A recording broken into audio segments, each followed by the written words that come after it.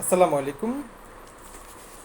এই মুহূর্তে সামাজিক যোগাযোগ মাধ্যমে যে সকল নিউজ ফিডে দেখতে পাচ্ছি, কমেন্টস পাল্টা কমেন্টসের একটি নিউজ যে শ্রমিক বান্ধব পেনশন স্কিম চালু করার সুপারিশ সংস্কার কমিশনের।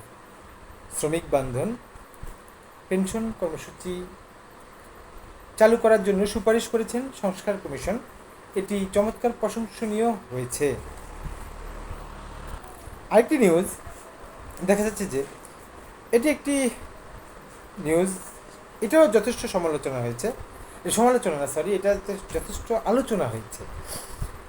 সিঁড়ির নিচে স্কুলের অফিস, এক কক্ষে 2 শ্রেণীর পাঠদান। একতলা বিদ্যালয় ভবনের কক্ষ মাত্র 2টি। ভবনটির সিঁড়ির নিচে বসে দাপ্তরিক কাজ সারেন শিক্ষকরা। একাডেমি কক্ষে একসঙ্গে চলে 2 শ্রেণীর পাঠদান।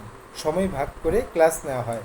চাঁদপুর শাহরাস্তি উপজেলায় সদরের দক্ষিণে মেহের সরকারি প্রাথমিক বিদ্যালয়ের ঘটনাটি, এটি সামাজিক যোগাযোগ মাধ্যমে যথেষ্ট আলোচিত হয়েছে। যে এখানে বিষয়টা যে আসলে ভাবার বিষয় যে একটি সরকারি স্কুল, সেখানে পাঠদান হয় শিফট বাই শিফট।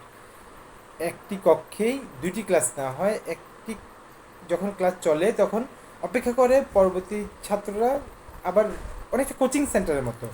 এখন সরকারি প্রাথমিক বিদ্যালয়ে এই হাল স্থানীয়রা দাবি যে সরকারের দৃষ্টি আকর্ষণ করছে। আরেকটা নিউজ সামাজিক যোগাযোগ মাধ্যমে প্রশংসা কুড়িয়েছে, সেটা হচ্ছে দেশের জন্য সততার সঙ্গে কাজ করতে চায় জনতা পার্টি বাংলাদেশ। আমাদের চলচ্চিত্রের নায়ক ইলিয়াস কাঞ্চন, তিনি এই দলটি গঠন করেছেন। দেশের জন্য সততার সঙ্গে কাজ করবে জনতা পার্টি বাংলাদেশ। রাজধানীর একটি হোটেলে আজকে সেটা উদ্বোধন উপলক্ষে এই ইয়েটা হয়। এখানে যথেষ্ট সাধুবাদ জানিয়েছে, শুভেচ্ছা জানিয়েছে। এর ভিতরে একটি নেগেটিভ কমেন্টস লক্ষ্য করে যাচ্ছি, সেটা হলো এফডিসির মতো ছোট একটি সংগঠনই নিয়ন্ত্রণ করতে পারেন নাই, আর রাজনীতি করবেন কেন যে সবাই এমপির হতে চায়। অর্থাৎ তিনি একটি প্রশ্নবোধক ইয়ে করেছেন। মোটামুটি বাকি কমেন্টসগুলো সুন্দরভাবে সবাই প্রশংসনীয় করেছে। আরেকটি নিউজ বাজারের দ্রব্যমূল্য নিয়ে, এটাতে যথেষ্ট রিয়েক্ট করেছে। পেঁয়াজের দাম কিছুটা কম হলেও চড়া সবজির বাজার, সপ্তাহের ব্যবধানে আরও বেড়েছে সবজির দাম। 80 টাকার নিচে কোনো সবজি নেই। এদিকে এই নিউজটিতে যথেষ্ট কমেন্টস করেছে। একজন কমেন্টস করেছে, মূলত শীত মৌসুমে দাম কিছুটা কম থাকায় রমজানের সবজির দাম হাতের নাগালে ছিল। আর তখন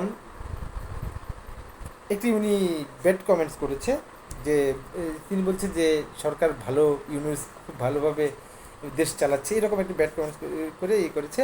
যে আসলে মূলত করার পরে সেটা বলছে আসলে মূলত সেটি ছিল সিজন।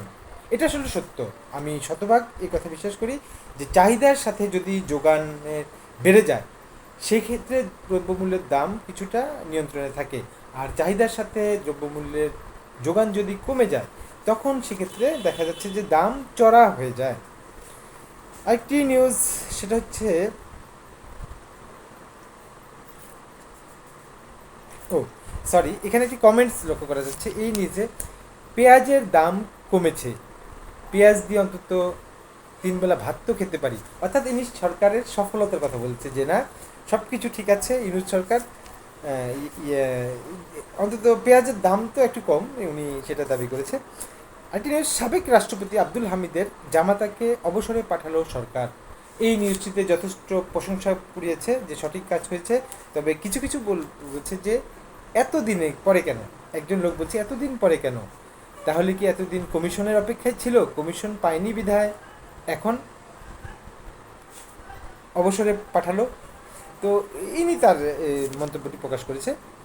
আইটি নিউজ, রাজধানীতে আওয়ামী লীগের ঝটিকা মিছিল, গ্রেফতার 11। এখানে যথেষ্ট হাহা রিয়েক্ট করেছে এবং সবাই বলেছে সঠিক কাজ করেছে।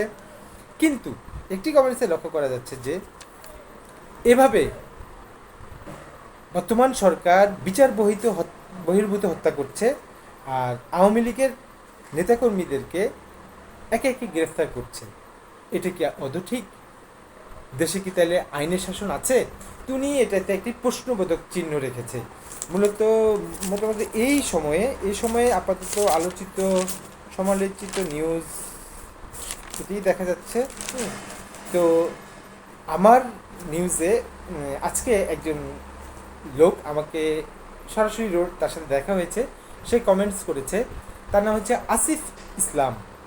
তিনি যথেষ্ট ইয়াং একটি ছেলে, তো একজন ছেলে, কথাবার্তা খুবই মার্জিত ভাষায় বলে, কিন্তু উনি আমার বিষয়ে যথেষ্ট অভিযোগ দিয়েছে। সেটা হচ্ছে যে আমি যেভাবে এখানে কমেন্টসগুলো পড়ি, তাতে নাকি আমি বিএনপিকে সফলতা অর্থাৎ বিএনপির প্রচারণা আমি চালাচ্ছি।